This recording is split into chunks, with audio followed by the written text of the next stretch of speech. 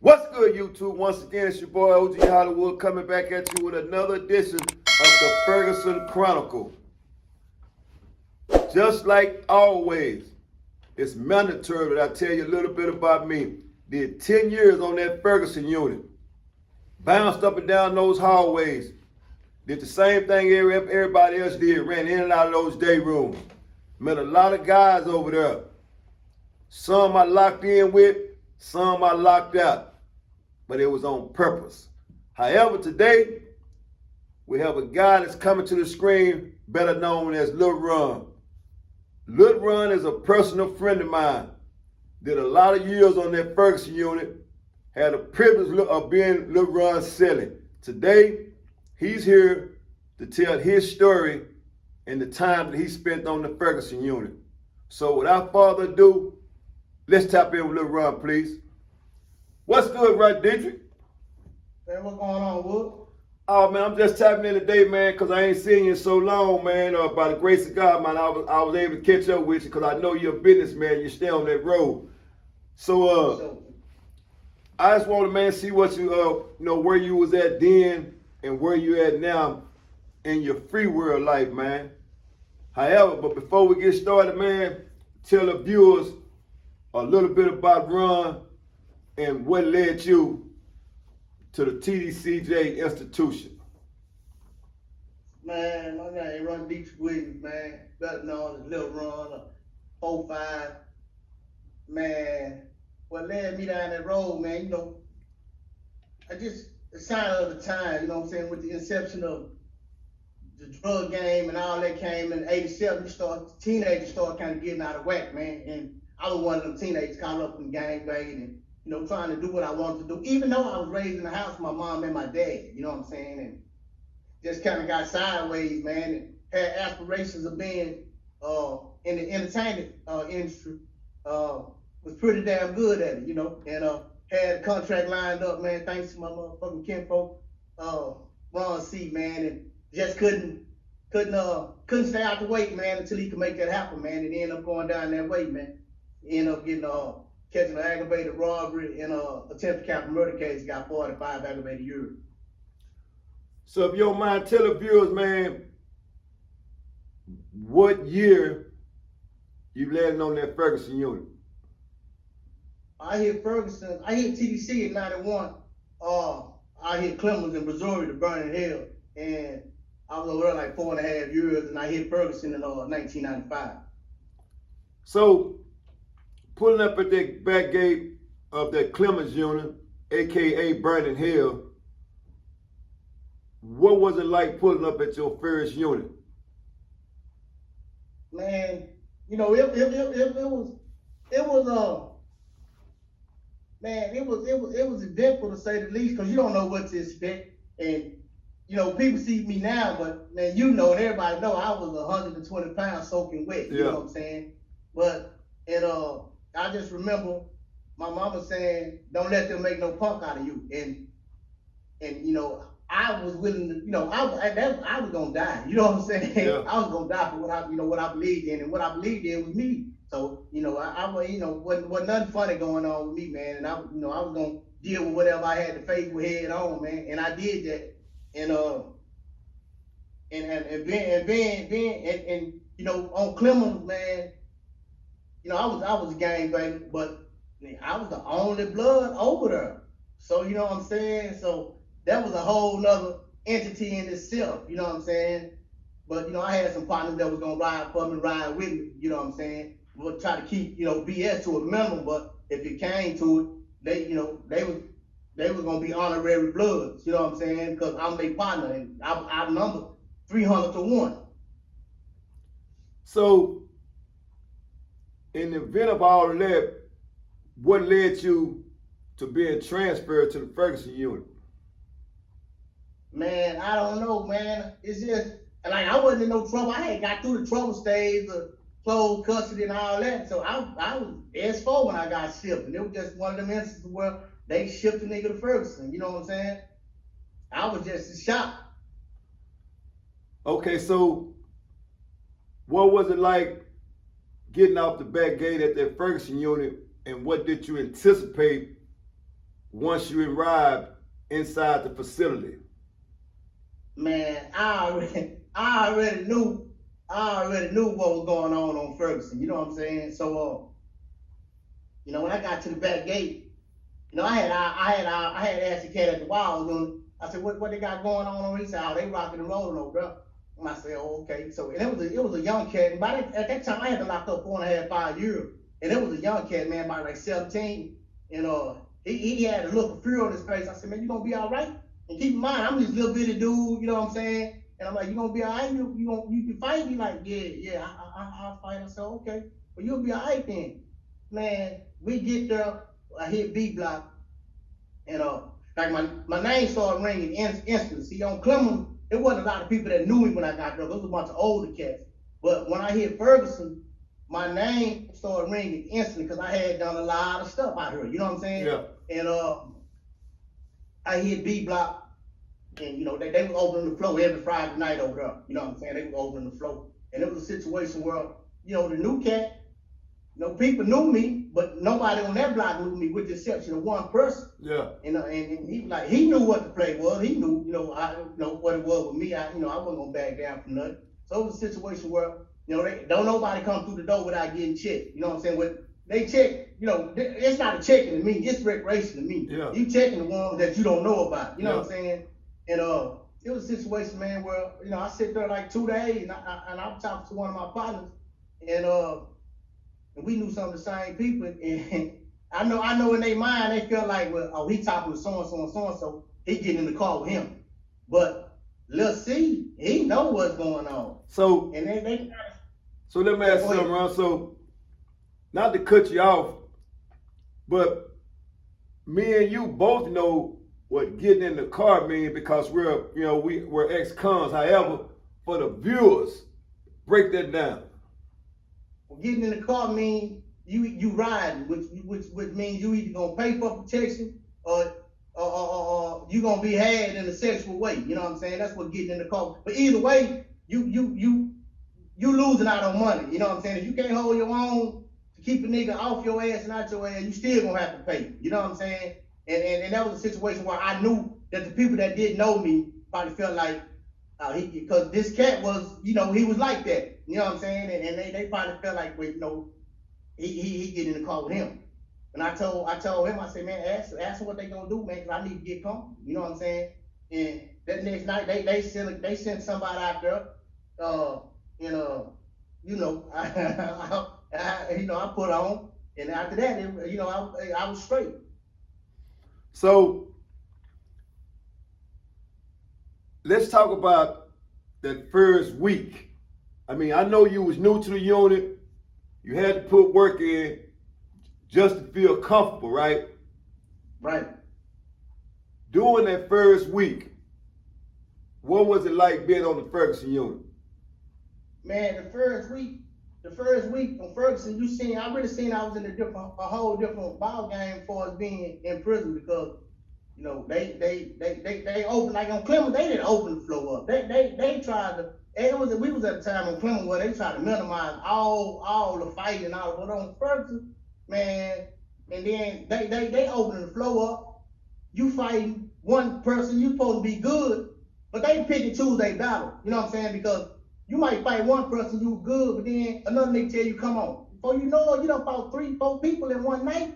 You know what I'm saying? And if you ain't strong, that's gonna break you. You know what I'm saying? And they was, whooping laws, and it was just a whole different ball game on Ferguson, man, in 95.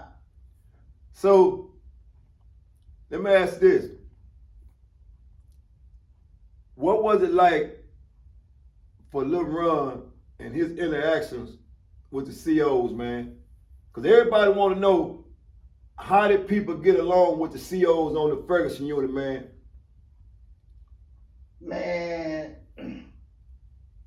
it's like with everything, bro. You got some that's gonna antagonize you, and you got some that's gonna try to they understand your situation. You know what I'm saying? And there was a few that I dealt with. You know what I'm saying? I dealt with, and they was gonna make sure I was straight. If I had a problem, I could go to them, and one in particular, you know, everybody know I work for Shirley, you know what I'm saying? And that was my dog. He might have been a Klansman at home, but he was gonna take care of LIL RON, you know what I'm saying? So now I know me and you both went in and out of those day rooms, man, and everybody have different conversations with different people, right? You know, Right. And we know different people, and we still close to this day with certain people that we met in them institutions, right? Right. Give us some of the talks that you had in the day room with certain people from a positive standpoint that you still interact with to this day. Man, it's a number of cats, man. It's a number of them, and Papa, Papa. Everybody know Papa was my dog. You know what I'm saying? Well, Papa had his hand in, I had my hand in. You know, and man, Papa, Lil Riley, Pretty Tony, Shabazz, you my Sally. You know what I'm saying? We had them talks, a number of nights. You know what I'm saying? And I had with Spud. It was so many people, man. And then with all those conversations we had, bro, I was the first one that done a gang of time to go home from over there. You know what I'm saying? So I had to, in my heart, I feel like I had to get out and put on to show everybody else, man, it can be done. You know what I'm saying? Because who am I to talk this talk and then come out here and don't do a damn thing? You know what I'm saying? So it was a number of guys, man, a number of them, a great deal of them. And, most of them, I'm still cool with right to this day, and some I'm not. You know what I'm saying? So how much time, man, for the viewers' knowledge of the time you did and the time you served, how much time did you do before you was finally released, bro? 17 years, 5 months, and 1 day, man. 17 years, 5 months, and 1 day. That's a long time for a man to be in one place. So on a daily basis, man, how did you prepare yourself mentally on a daily basis to be gone from your family for 17 years, 5 months, and 1 day, man? Man, I had to prepare myself psychologically, man, and realize that it was two different worlds. This is a tale of two different worlds. And they was in their world, and I was in mine. And I didn't let my world bleed into theirs. And my mom and my family, they didn't, unless it was a downright emergency, they didn't allow their world to bleed. What they was going through out here, they didn't put that on me because they know I was dealing with enough. You know what I'm saying? And I didn't even write home much, man. And I get out and cats be like, they be mad because I ain't wrote. But truth be told, I really didn't write mama a whole lot. You know what I'm saying? I wrote her, but I didn't write. Man, I can go time. Mama had to call the chapter to check on me if I'm all right. You know what I'm saying? And I blocked the free world out. I wasn't worried about no girlfriends, none of that. I blocked that all the way out because I had time to do, man. So let me ask this, man, because like I said, I know 90% of the people that find themselves incarcerated in Texas Department of Criminal Justice lose family members during their incarceration. Did that ever happen to you? I lost, auntie, a grandmother, but by the grace of God, I didn't lose no brother, no sister, my mom or my pops. So I was able to get home with my pops, spend 2 years with him before he passed, and I still got my mom. So let me ask this, Ron. Now, let's talk about the day that you finally found out that you was gonna be released. Tell me and the viewers what that felt like. Man, at that time I had went to the camp. Shirley had got me on the camp, dog, and when I saw parole, I finally saw parole, and I kind of felt like I had action based on the commissioner, what he was saying.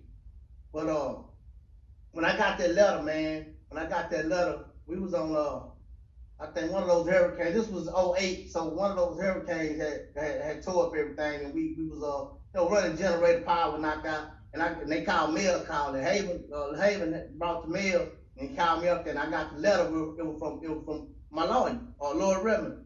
Man, when I went back to my bunk, to my cubicle, and I opened it, dog, and all I seen was FI1. I didn't see nothing else. You know what I'm saying? And at that point, man, I just broke down, and started crying and thanking God. You know what I'm saying? And by the time, and this true story, by the time I got up off my knees, man, face full of tears, everybody on that camp knew I had been locked up a long time. Man, it was just a line of brothers, man, young cats, you know what I'm saying? That would congratulate me, you know what I'm saying? And it was a feeling of joy, man, but walking out that gate 30 days later, man, I couldn't do it. I was just a crybaby, man. You know what I'm saying? And they handed me the phone, and my mom was on the other end of the phone. I didn't know how to work the phone, and I had it way down here, but I could faintly hear her, and I just started crying. I'm telling her, man, I'm sorry. You know what I'm saying? My mom, I'm sorry. And she like, "Baby, you don't have to be sorry. It's over. It's over." And at that point, man, it was about looking forward, man, and trying to be the best person I could possibly be, that I had prepared myself to be once I was released, once I got out of here. It was a struggle, though. So, when those brothers gave you that extra strength to prepare to the next level, man, being in Ferguson and bonding with those brothers, man, how did that make Ron feel, man? Man, I'm big on loyalty, man. I'm big on loyalty and friendship, man. And a lot of times, man, when I know what I give as a friend, and I know I don't always get that back.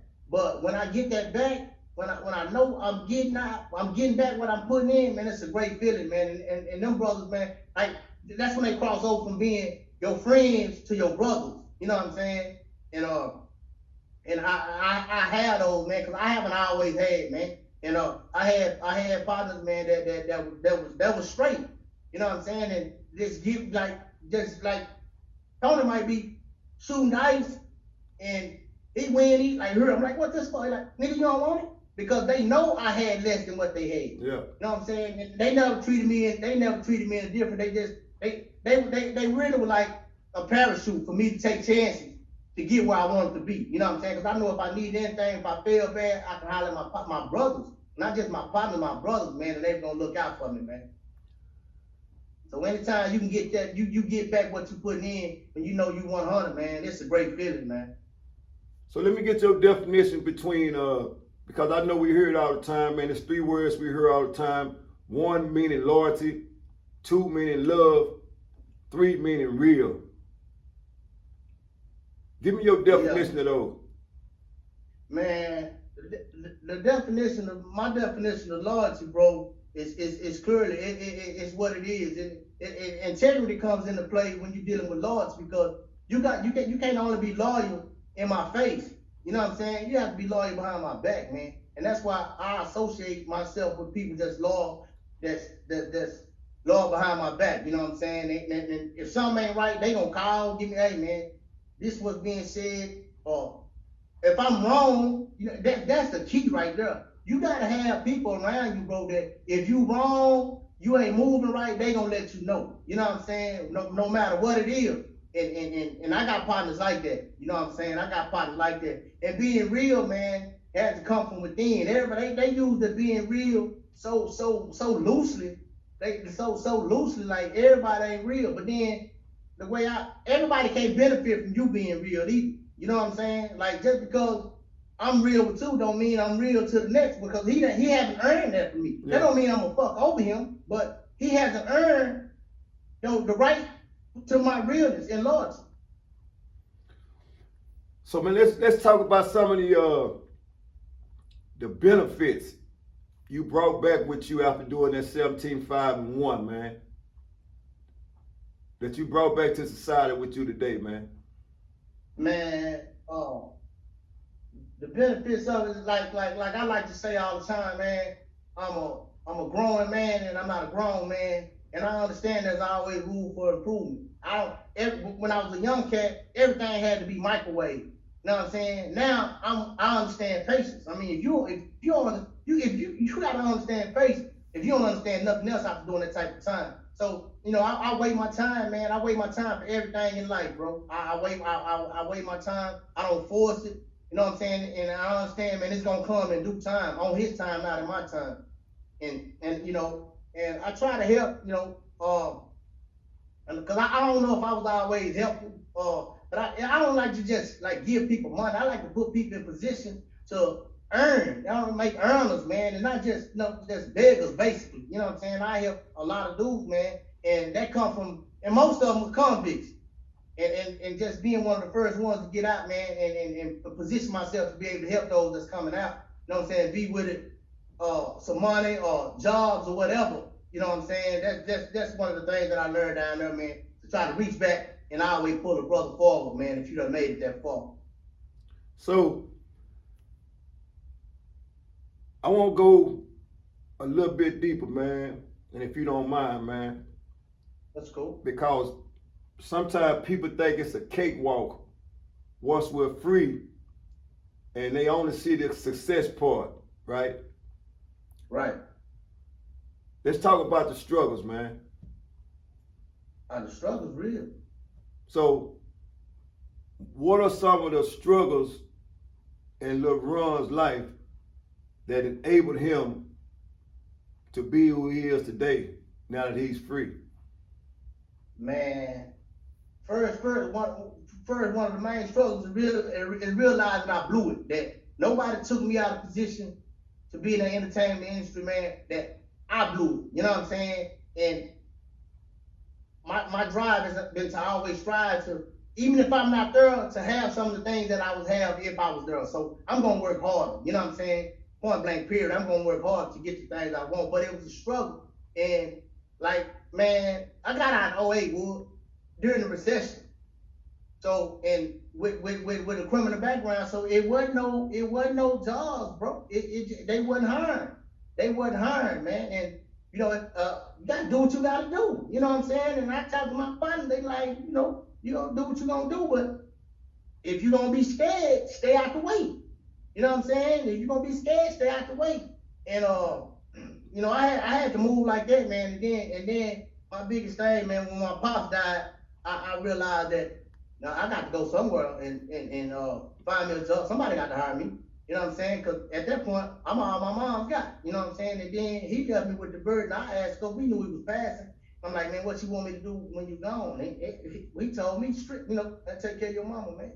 You know what I'm saying? So I had to do that, and I had to position myself to, you know, not get jammed up by doing whatever. So, you know, I found me a job, man, they gave me a chance. But even then, the background, I couldn't get full time. And they was like, why? So I told them, and they was like, are you serious? And I'm like, yeah. They like, and I don't see that. You know what I'm saying? But they like, don't worry about it.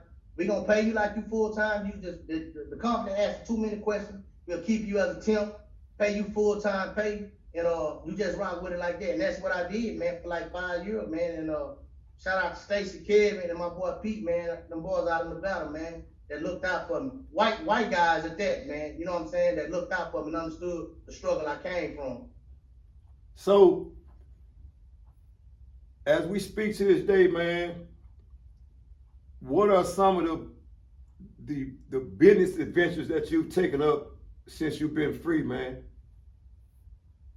Man, you know, I had another job when I left that one, and at a third party Walmart distribution. So, and I was asking a lot of questions, and I was a lead, making good money, but at the end of the day, man, making $21, $22 an hour ain't even no money, dog. You know, when you got insurance, 401k, and you know, taxes, the brother bring home $500 a week. You know, people see me traveling and out the country, don't know, man, it was real in the field. Yeah. You know what I'm saying? I was asking questions, because the department I ran, I felt like there was something I could do, and I would ask questions about these drivers coming in, about what they was making, So at this point, I had accumulated I had like $20,000, man, and a new father, man, and my child had went through some things, and man, I knew I had to do something different, Wood.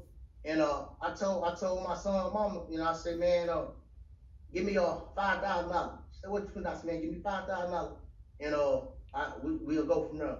and I went and paid cash for a van, and got started my business, my transportation company, started, you know what I'm saying? Started out like 15 bands in the hole. Like, van wasn't making a dime, dog. But I know I had a little money that I could sit on, you know, and I knew there was possibility that it wouldn't take right off. But when it took off, man, and I never looked back, dude. I then lost some friends, man, and that's another thing, man. When the success comes, man, you're gonna lose some people that you really think your friend, because they wasn't your friend. They were never your friends. They was cool long as they had more than you, but the minute it flipped, they was out. Now, I bought the Porsche, dog. A person that people ask me about all the time. When I bought that Porsche, that nigga never talked to me again, bro. You know what I'm saying? Never talked to me again. So, what is Lil Ron key to being self-employed? Speaking of self-employed, give the viewers what Lil Ron self-employment is surrounded by, so we'll have a better idea what your business is. I own a transportation company. Well, most people say a trucking company. But once you get in it, you realize it's transportation and trucking. You know, I like to use transportation. I own a transportation company, man, that I named after my son, because I knew, you know, working, I want to be able to provide the life for him I want him to have, you know what I'm saying, working. So I own a transportation company, and right now, I have one truck and one van, and man, I'm on the road. I ain't hired nobody. You know, I had my sister that worked for me in my van, but the van been parked a little while now. But, you know, I'm in my big truck. You know, I hit that road, man, because I realize ain't nobody gonna treat my stuff like I treat, you know what I'm saying? That's the money maker. So, you know, I trust me with it more than I trust anybody else with it right now. You know, and ain't nowhere I haven't been, man. And, you know, people use parole as a tool to not want to go to work, but I can't go here, man. I done been in 48 states, man. 48 of them, you know what I'm saying? So it ain't nothing you can't do if you put your mind to it, man. You just gotta want it, you know what I'm saying, and have the ambition to go and get it. But yeah, I own Zay's Way Transport, man, and trying to expand here in the next few months, man. And it just, once you become a business owner, you start looking at other business opportunities that had nothing to do with your field. You know what I'm saying? It's just the opportunity to own more and have more. So, there's a lot of people are not fortunate enough to be in your position. However, what does it feel like to be a business owner after doing 17 years, 5 months, and 1 day, and to say, this business belongs to me? It feels great when the bills ain't due.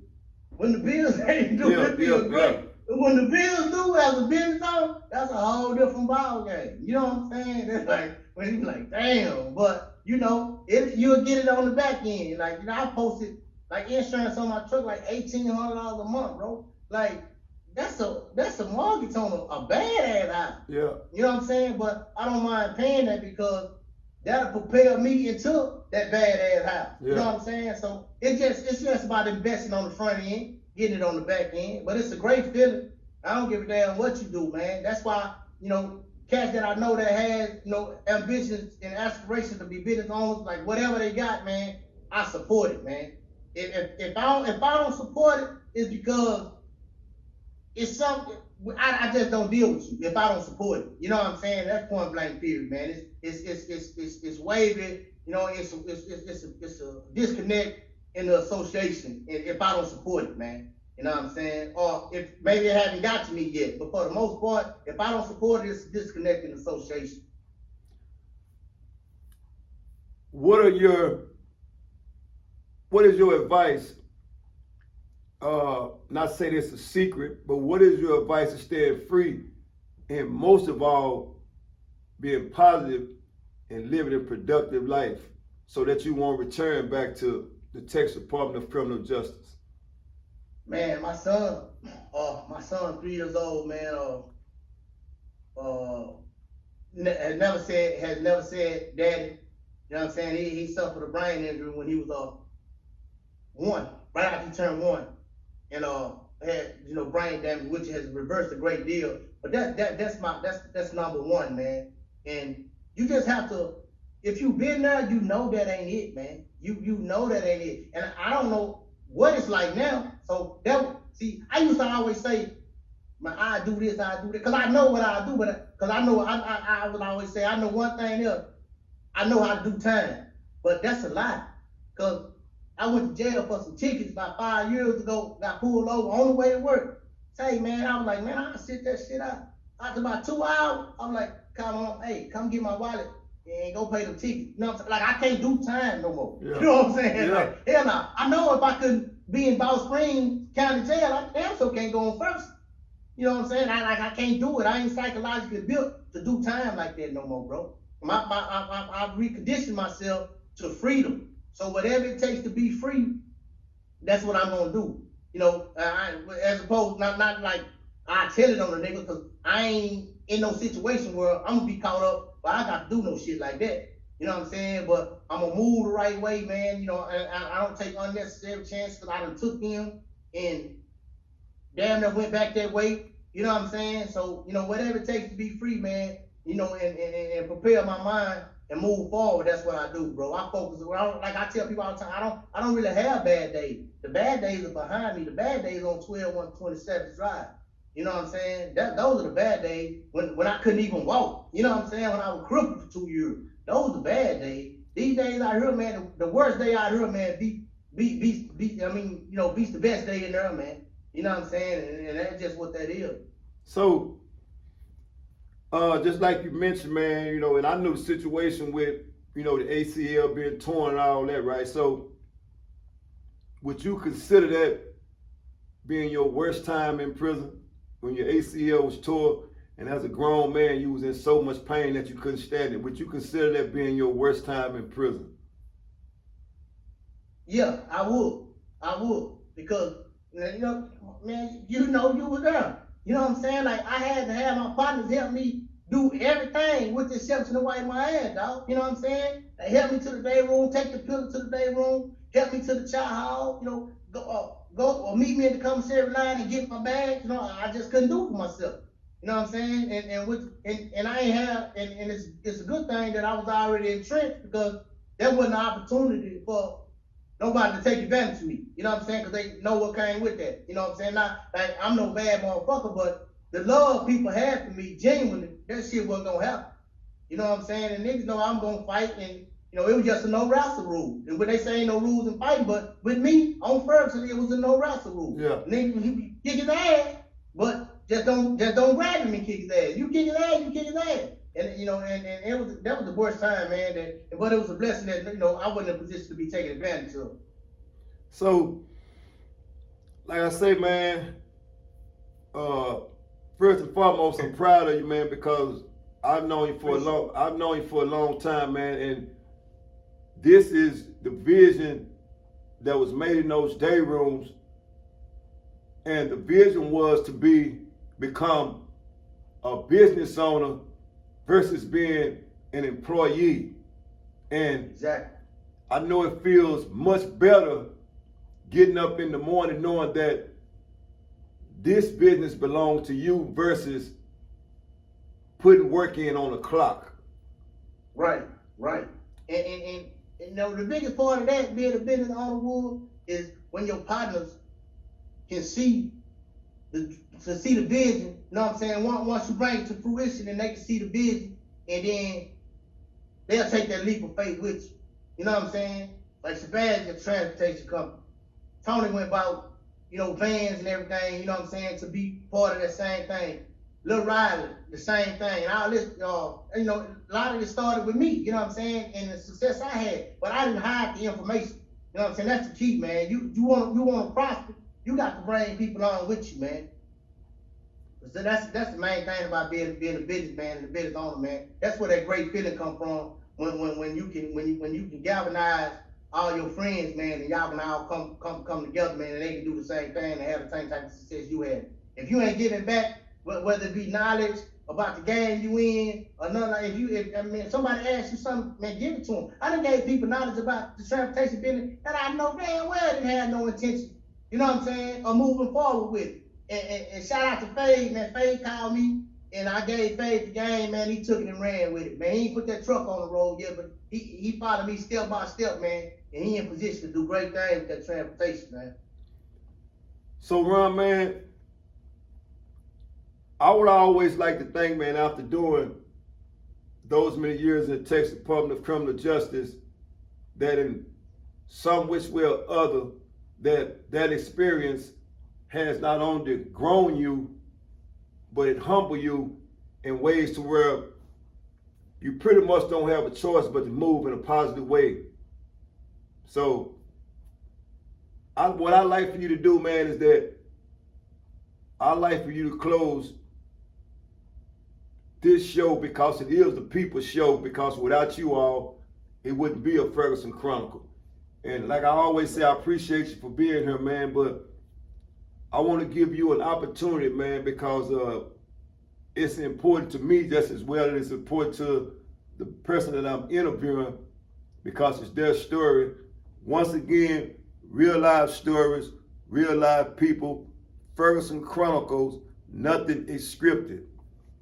What I like for you to do, man, is close this show out on any note you choose to, and for any of those particular people that you want to shout out to, man, you got that. Man, first I want to shout out to everybody I deal with, man. And some, everybody I deal with, everybody that came out here and didn't make no excuses, man. All them boys in Houston, BC, Ken, Chill Will, Lil Ron, Somerville, the whole crew in Houston, man. And anybody I might forget, y'all know, Bobby Thibodeau, anybody, all my partners, Hubcap, Lil Ron, them, Marco Lee, Freddie Mitchell, them. But man, the main thing, man, is them boys I deal with every day. Tony, Shabazz, my partner Cut and Last, them, man. We got a fraternity, bro. It's a fraternity. So when you dealing with the fraternity, man, don't feel like nobody owe you nothing, man. Get with your people, man. The niggas gonna help you, bro. They gonna help you. But first and foremost, when you in there, you got to focus on trying to get out and do better. Just see that Dayroom talk. That's the time for that. But then there was a time when you get out to yourself and you tap into your dreams and aspirations, man. Read, man. Read. You have to read. You have to come out here and people don't know you've been locked up. You know what I'm saying? You have to come out here and people don't know you locked up, and that's growth. That's where that growth comes from. Because if you didn't grow, people be like, damn, when did he get out? You know what I'm saying? He must just got out. That was never said about me. Mm-hmm. You know what I'm saying? So you have to fixate your mind, man, on being positive and having something, man. Even if it means starting at the bottom, man. Because you have to realize, if you starting in the free world, you're not starting from the bottom. Mm-hmm. You know what I'm saying? Once you cross over that threshold of the wild zone, you're not at the bottom no more, man. And you just have to put your best foot forward, man, and take the bitter with the sweet and not give up. As you've seen many men graze this same screen, and I've asked this question to those same men, how important it is to you to be able to share the same screen with those men and tell your story? It's important, man. It's very important, because it's some people that's gonna be watching this that haven't seen our struggle. But one thing about it, everybody that's been on this screen have dealt with each other in some form or fashion, man, which institutes the fraternity. Now you have to have the love in your heart for the next man to realize this is a real life fraternity, man. I can go through whatever because I got these cats that's gonna go through it with me. You got to know, man. You can pick up the phone and call. I can call him. Whether it be for a loan that you might can't even pay back, but you state that you can't pay it back. You don't get it. Say I'm gonna do it this day, and then you don't do it. You can't pay it back. You can't pay it back, because we'll get it on the back end.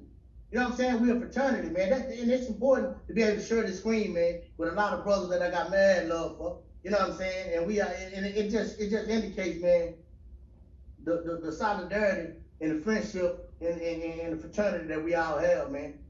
From Dallas to Houston, where it used to be Dallas against Houston. Nah, man, it ain't like that out here, man. And it shouldn't be like that in there, because we joke all the time. We argue about what city the best. And nobody else might not say it, but we ain't got shit on Houston.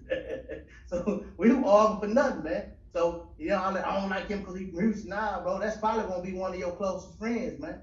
You know what I'm saying? So, and somebody from Dallas might be one of their closest friends, man. So it's a fraternity, man, and we enjoy each other's companionship, man. So once again, Ferguson Chronicle, bringing it live from the day room to the living room to the streets.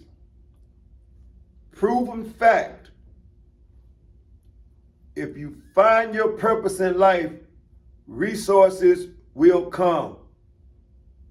On the Ferguson Chronicle, nothing is ever scripted, nor is it rehearsed. Real life people, real life stories. Ron, I appreciate you, man. You always welcome on this screen, bro. I got much love for you.